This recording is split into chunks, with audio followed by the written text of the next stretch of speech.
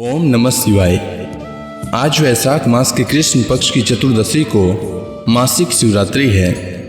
तो आइए सुनते हैं मासिक शिवरात्रि व्रत कथा। किसी समय मलेच्छ देश में एक जीव हिंसक भील रहा करता था। वह भील जीव हिंसा के निमित्त सदा वनों एवं पहाड़ों के निकट भ्रमण किया करता था तथा अनेक प्रकार की हिंसा और चोर कर्म किया करता था। उसका शरीर पीन एवं काला था। वह हाथों में धनुष धारण करता, काला जामा पहनता तथा हाथ में गोह के चमड़े का मोजा बांधता था। कमर में तरकस रखता था। वह सदा बाघ, चीता, तेंदुआ, खरगोश, रीछ आदि पशुओं को मारकर अपने कुटुंब का भरण पोषण किया करता था। अनेक पक्षियों का भी वह वध कर डालता था। एक दिन इस भील के परिवार वालों ने भील से कहा, हे वंचर, आज कहीं से भी चोरी आदि किसी भी युक्ति से हमें खाने के लिए कुछ भक्ष्य पदार्थ लाकर दो। अपने कुटुंबियों द्वारा इस प्रकार की प्रार्थना सुनकर भील धनुष बाण लेकर मृग हिंसा के लिए जंगल में जाकर शिकार ढूंढने लगा। हे देवी, एक बार चतुर्दशी के दिन वह हाथ में धनुष बाण लेकर गंभीर जंगल में जा पहुंचा। उसने वहां पहुंचकर हिरणों को खोजना प्रारंभ किया। हिरणों की खोज में वह भील इधर उधर की दिशाओं में दौड़ने लगा। बहुत प्रतीक्षा करने पर भी जब कोई वन्य पशु न मिला तो वह निराश हो गया। सूर्यास्त होने पर एक तालाब के निकट वह जा बैठा। उसने निश्चय किया कि आज रात्रि में मैं अवश्य ही इस तालाब में जीव मारूंगा। मन में ऐसा दृढ़ निश्चय करके वह तालाब के निकट स्थित एक बिल्व वृक्ष के नीचे बैठ गया। उस बिल्व वृक्ष के कोटर में एक बहुत विशाल शिवलिंग पड़ा हुआ था। इस व्याध ने अपने दाहिने हाथ से बेल पत्र तोड़कर शिव पर चढ़ा दिया। लिंग पूजा के प्रभाव से कोई भी हिरण उसके हाथ न आ सका। इस प्रकार उस बिल्व वृक्ष के नीचे रात्रि का पहला प्रहर व्यतीत हो गया। इसके बाद उस तालाब के नीचे एक गर्भिणी हिरनी पानी पीने के लिए आई। वह हिरनी चकित दृष्टि से चारों ओर देख रही थी। इसी बीच शिकारी ने भी उसे देख लिया। उसने अपने धनुष पर बाण चढ़ाया और साथ ही बेल पत्र तोड़कर शिवलिंग पर चढ़ा दिया। हिरनी ने भी उस शिकारी को देख लिया। हिरनी ने उस व्याध से कहा, हे महाव्याध, जरा रुक जाइए, तुम मुझे क्यों मार रहे हो? व्याध ने कहा, मेरा परिवार भूख से पीड़ित है। मैं तुम्हारे द्वारा उन सबों की भूख शांत करूंगा। शिव जी ने कहा, हे देवी, एक प्रहर की पूजा के प्रभाव से उस व्याध का चतुर्थांश पाप दूर हो गया। उसने अपने बाणों को थोड़ा समेट लिया और उस हिरनी से कहने लगा, मैंने अनेक जीवों को मारा है, किंतु आज तक किसी वन्य पशु को मनुष्य सा बोलते नहीं सुना। मुझे तुम्हारी बातों से बड़ा कौतूहल हो रहा है। तुम किस वंश में उत्पन्न हुई हो और कहां से आई हो? हिरनी ने उस व्याध से कहा, हे व्याध, मैं पूर्व जन्म में रंभा नामक इंद्रपुरी की अप्सरा थी। अत्यंत सुंदरी होने के कारण मेरे मन में बड़ा गर्व था। मैंने अपनी सुंदरता के बल से महादानव हिरणाक्ष को भी अपना पति बना लिया। मैंने उनके साथ बहुत काल तक भोग किया। दूसरे दिन जब मैं उनके साथ खेल रही थी, तभी शिव जी के सन्मुख तांडव नृत्य प्रारंभ हुआ। मेरे शिव जी के सामने पहुंचते ही शिव जी ने मुझसे पूछा, सच सच बता, तू कहाँ थी? नहीं तो मैं तुम्हें शाप देता हूँ। शाप की बात सुनकर मैंने कहा, हे देव, मैं घर पर एक दानव के साथ विहार कर रही थी। शिव जी मेरे बातों से क्रुद्ध हुए और बोले, तेरा प्रेमी हिरणाक्ष हिरण बनेगा और तू उसकी पत्नी। तुम 12 वर्ष से कुछ अधिक ही सुख से रहित रहेगी और पारस्परिक सुख के कारण ही तुम्हारे शाप का अंत होगा। जिस समय तेरे सामने व्याध आएगा, तब तुम्हें पूर्व जन्म का स्मरण होगा। वहां मेरे लिंग का दर्शन करने से तेरा छुटकारा होगा और तू अपने स्वरूप को प्राप्त हो जाएगी। हिरनी ने उस व्याध से कहा, शिव जी के शाप से मैं इस पृथ्वी पर हिरनी होकर घूम रही हूँ। मैं इस समय गर्भिणी हूँ, अतः मुझे न मारो। इसी रास्ते से एक दूसरी हिरनी आ रही है। तुम उसे मारकर अपने कुटुंब का भरण पोषण करना। मैं प्रसव करने के बाद कल आपके पास आ जाऊंगी। ऐसा मैं शपथ पूर्वक कहती हूँ। शिव जी ने कहा। उस हिरनी की बात से वह व्याध असमंजस में पड़ गया। फिर कुछ सोचकर उससे दूसरे दिन आने का वचन लेकर उसे छोड़ दिया।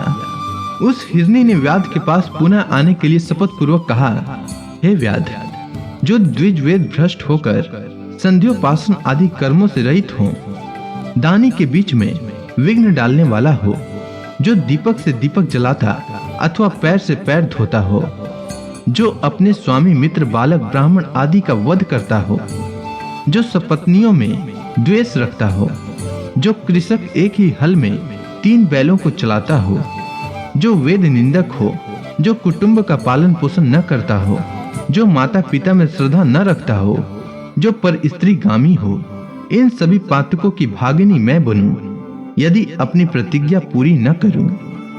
दूसरा प्रहर आने पर व्याध शिव शिव का उच्चारण करता रहा। उसे नींद नहीं आ रही थी। इसी बीच तालाब पर दूसरी हिरनी आई। शिकारी ने उस हिरनी को देखकर भी बेलपत्र चढ़ा दिया। तदंतर उस शिकारी ने धनुष पर बाण चढ़ा लिया। हिरनी ने उस शिकारी से पूछा, हे धनुषधारी, मैं जानना चाहती हूँ कि इस रास्ते से एक गर्भिणी हिरनी आई थी अथवा नहीं, आप सच सच बताएं। शिव जी ने कहा। उस हिरनी की बात सुनकर शिकारी चकित हो गया। उसकी बोली भी पहली हिरनी जैसी ही लगती थी। शिकारी ने कहा कि पहली हिरनी घर चली गई है, अब मैं तुझे मारकर अपनी भूख मिटाऊंगा। हिरनी ने कहा कि मैं इस समय कामातुर हूँ, विरह अनल से तप्त हूँ, तुम मुझे छोड़ दो। इसी रास्ते एक मृग आने वाला है, उसके द्वारा तुम्हारी तृप्ति हो सकेगी। शिव जी ने कहा। उस हिरनी ने भी पहली हिरनी की भांति ही शपथ दिया और वह शिकारी के चुंगल से मुक्त हो गई। वह हिरनी जल पीकर पलायित हो गई। व्याध उसी पेड़ के नीचे बैठा रहा। उसका तीसरा प्रहर भी समाप्त हो गया। उसने बेलपत्र तोड़कर शिव जी पर डाल दिया। इसके अनंतर उस व्याध ने एक विशालाक्ष हिरण देखा। वह अत्यंत हृष्ट पुष्ट और सुडौल आकार वाला था। उसको मारने के लिए व्याध ने धनुष पर बाण चढ़ा लिया। उधर उस शिकारी को हिरण ने भी देख लिया। वह अपने मन में सोचने लगा, आज मेरी मृत्यु अवश्य ही होगी। मेरी दोनों हिरनियों को इस व्याध ने अवश्य ही मार डाला होगा। स्त्री के बिना जीवन व्यर्थ है, क्योंकि पत्नी के बिना धर्म अनुष्ठान नहीं हो सकता और न तो सांसारिक सुख भोग ही किया जा सकता है। अतः उसने व्याध से पूछा, हे नरश्रेष्ठ, मैं आपसे एक बात पूछना चाहता हूँ, कृपया आप उसका ठीक ठीक उत्तर दें। इसी मार्ग से पहले 2 हिरनियां आ चुकी हैं, तो क्या आपने उन दोनों को मार डाला या वे अपने घर चली गईं? हिरण की बात सुनकर व्याध ने अपने मन में सोचा, यह कोई सामान्य हिरण नहीं हो सकता। ऐसा सोचकर उसने विस्मित होकर हिरण से पूछा, वे दोनों हिरनियां अपने घर चली गई हैं, किंतु तुम्हारी दूसरी रजस्वला स्त्री ने तुम्हें मुझे देने का वचन दिया है, अतः मैं तुझे किसी प्रकार भी नहीं छोड़ सकता। शिव जी ने कहा। व्याध की बात से वह हिरण भयभीत होकर उससे पूछने लगा, तुमने दोनों हिरनियों को क्यों छोड़ दिया? शिव जी ने कहा, व्याध के सन्मुख हिरनियों द्वारा किए गए शपथ को उस हिरण से व्याध ने कह सुनाया। मृग प्रसन्न होकर बोल उठा, हे व्याध, मेरी हिरनियों ने तुमसे जो शपथ किए हैं उन्हें मैं भी दोहराता हूँ, अतः तुम मुझे यहाँ मत मारो। मैं अपनी ऋतुमती स्त्री से संभोग कर तुम्हारे घर निसंदेह आ जाऊंगा। शिव जी ने कहा। उस मृग की बात सुनकर व्याध कहने लगा, तू मुझे बातों में फंसाकर धोखा देना चाहता है, अतः मैं तुझे कदापि नहीं छोड़ सकता। उसकी बात सुनकर मृग ने अपनी पत्नियों द्वारा प्रदत्त वचन को व्याध के सन्मुख पुनः दोहराया और कहा कि यदि मैं तुम्हारे पास न आऊं तो मेरा सभी सत्य नष्ट हो जाए। शिव जी ने कहा, अब तक उस व्याध के सभी कुलस नष्ट हो चुके थे, इसीलिए उसने मृग की बातों का विश्वास करके उसे छोड़ दिया। हिरण उस तालाब में जल पीकर जिस रास्ते वहां आया था, पुनः उसी मार्ग से वापस चला गया। उस समय तक प्रातः काल हो चुका था। बिल्व पत्र के नीचे से बाहर निकलते हुए शिकारी ने अनजाने ही बिल्व पत्र तोड़कर शिवलिंग पर डाल दिए। शिव पूजा के प्रभाव से उस शिकारी के संपूर्ण पाप विनष्ट हो चुके थे। भूखा रहने के कारण वह निराशा भरी दृष्टि से चारों ओर देखने लगा। इतने में ही बच्चों सहित वहां दूसरी हिरनी भी आ पहुंची। उसने धनुष पर बाण का संधान किया, किंतु इसी बीच आगंतुक हिरनी बोल उठी, हे धर्मात्मन, बाण मत छोड़ो, अपने धर्म का पालन करो, क्योंकि मैं सभी प्रकार से अवध्य हूं। शास्त्रों में कहा गया है, सोते हुए राजा को, मैथुन में रथ प्राणी को, स्तनपान कर रहे बच्चे को, रोगी को और बच्चों से युक्त हिरनी को नहीं मारना चाहिए। उस हिरनी ने व्याध से कहा कि यदि तुम मुझे मारना ही चाहते हो तो मैं अपने बच्चों को घर पर छोड़ आऊं तब मारना। यदि मैं न आऊं तो उसी पाप की भागनी बनूं जिससे स्त्रियां स्वपति को त्याग कर पर पुरुष में आसक्त होने पर बनती है। शिव जी ने कहा, व्याध से मुक्त होकर वह हिरनी अपने बच्चों को लेकर घर चली गई। इधर व्याध भी अपने घर के लिए तेजी से चल पड़ा। घर पहुंचते ही उसके भूखे बच्चों ने उसे घेर लिया। उसके घर में न तो मांस था न अन्न ही। सभी बच्चे निराश हो गए। शिकारी अपने मन में बार बार उन हिरनियों का ही स्मरण कर रहा था। इतने में ही उसकी पत्नी ने कहा कि तुमने तो आज रात भर व्रत रखकर सभी लोगों को भूखा ही मार डाला। पत्नी की बात सुनकर उस व्याध ने कहा, हे प्रिय, मैं कल रात से भूखा हूँ और मुझे नींद भी नहीं आई। कल रात में जो हिरण और हिरनियां मुझे मिली वे अपनी प्रतिज्ञाबद्ध होने के कारण मेरे यहाँ आएंगी और मैं उनका वध करके परिवार को तृप्त करूंगा। शिव जी ने कहा, हे देवी, वह हिरण व्याध के पंजे से मुक्त होकर अपने हिरनियों के पास चला गया। उसकी एक मृगी ने प्रसव किया, दूसरे ने संभोग की इच्छा प्रकट की और तीसरी ने अपने बच्चों की रक्षा के लिए प्रार्थना की। हिरण ने ऋतुमती मृगी की इच्छा पूर्ण करके कहा, तुम सब यहीं रहकर बालकों की देखभाल करना। अब मैं व्याध के पास जा रहा हूँ क्योंकि मैंने उसे वचन दे रखा है। शिव जी ने कहा, मृग की बातों से उसकी पत्नियां भी साथ चलने का आग्रह करने लगी।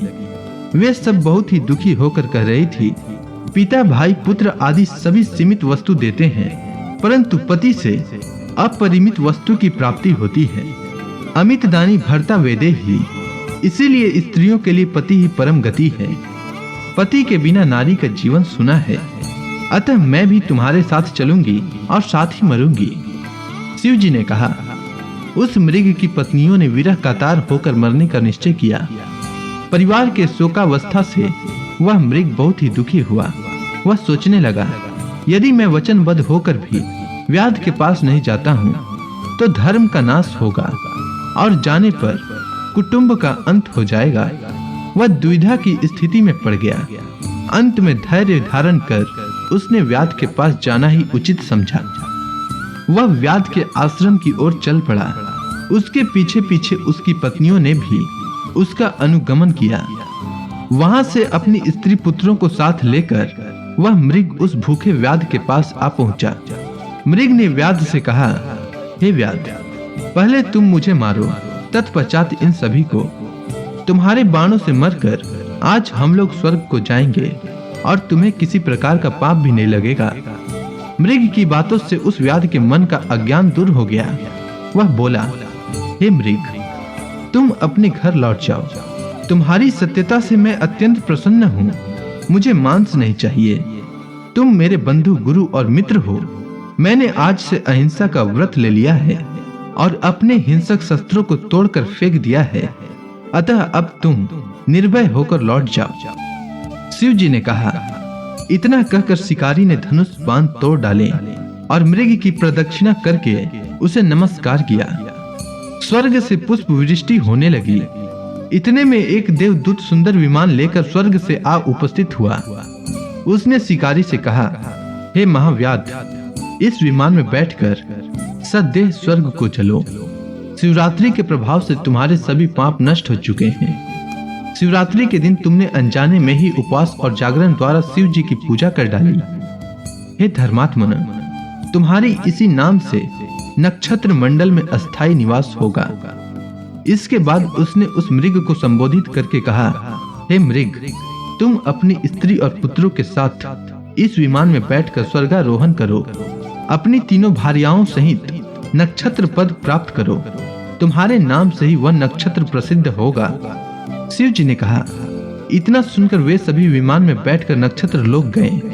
आगे 2 हिरनियां, पीछे हिरण। इन तीनों ताराओं से युक्त मृगशीर्ष नक्षत्र हैं। यह नक्षत्र आज भी आकाश में दृष्टिगोचर होता है। इसकी पीठ पर आर्द्रा नामक दूसरा नक्षत्र लगा है। शिव जी ने कहा, हे पार्वती, मैंने ऐसे महत्वपूर्ण शिवरात्रि व्रत का तुमसे वर्णन किया। यह व्रत शिवलोक की प्राप्ति कराने वाला है। इस व्रत के समान पाप नाशक और मोक्षदायक दूसरा व्रत नहीं है। तो इसी के साथ महाशिवरात्रि व्रत की कथा समाप्त होती है। अगर आपको यह कथा अच्छी लगी हो तो कमेंट सेक्शन में ओम नमः शिवाय लिखना न भूलें। धन्यवाद।